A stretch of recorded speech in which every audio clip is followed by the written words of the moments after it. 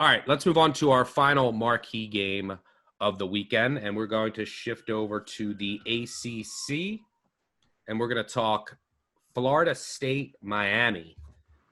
Currently at BetMGM, Miami is an 11.5-point favorite, over under 54.5.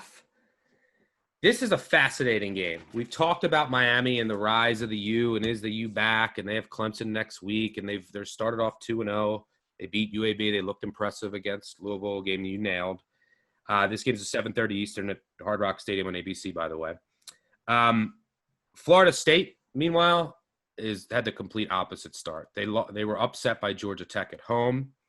Mike Norvell, their head coach, is not going to be on the sidelines, and he calls all their plays. He has COVID. But there's a couple things that I like about Florida State. Number one, the spot. This is a spot Miami has laid an egg in.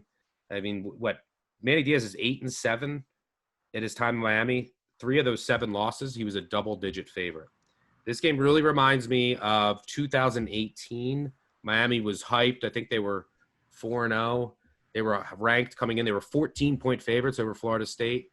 They were down 27-7. They ended up coming back and winning 28-27. But Florida State will be up for this game. These are new schemes. They played a ton of freshmen and first-time players, especially along the offensive line, in that first game against Georgia Tech. So now you got that experience. You got that game out of the way. Now you had 2 weeks to prepare for Miami. You can make adjustments. And there's a couple things worth noting in that game. You had, their best players on defense. So number one, they had 4 offensive linemen get hurt during the game. And, their best player, Love Taylor, their best offensive lineman, he got hurt at the end. He had to go out. His backup came in, got beat, and then there was a forced fumble on a sack, and that's how they lost the game. But Kendo, who's their best defensive end, he left the game.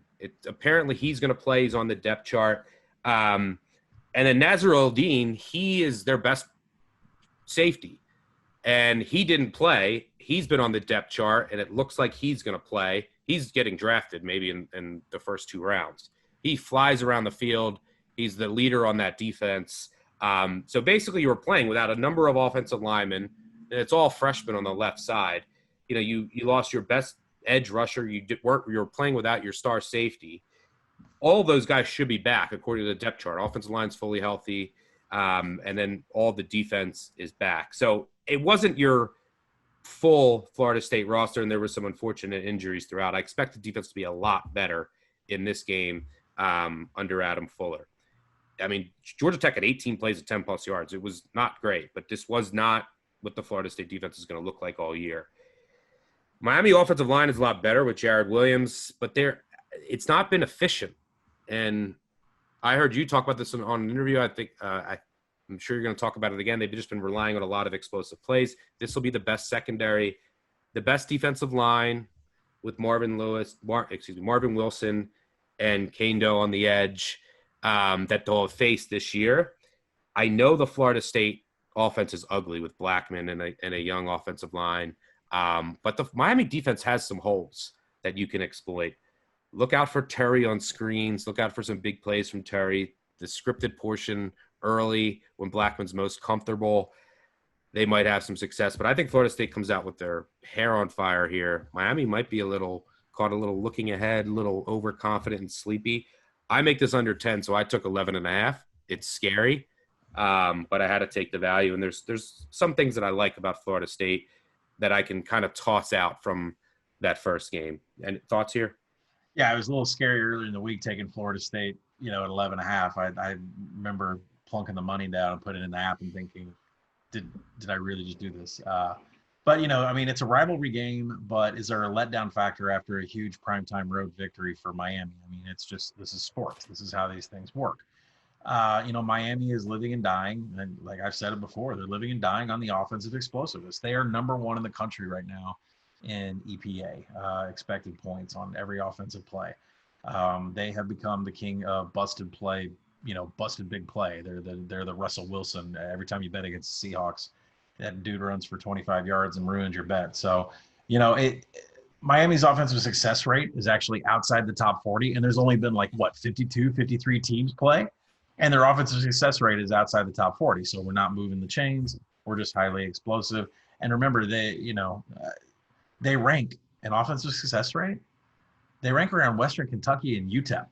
So that's that's not good. And if they go up against a defense that can limit their explosiveness, a defense that has a lot of athleticism and can tackle in space, which Florida State has, that's going to be a problem. Florida State's defense right now has posted the fifth best number against explosiveness. Now, I know who they played, and I know they're not very explosive, but, we're going to use some stats so far. Florida State's looked pretty good at stopping the big play, particularly on passing downs. That ranking was even better.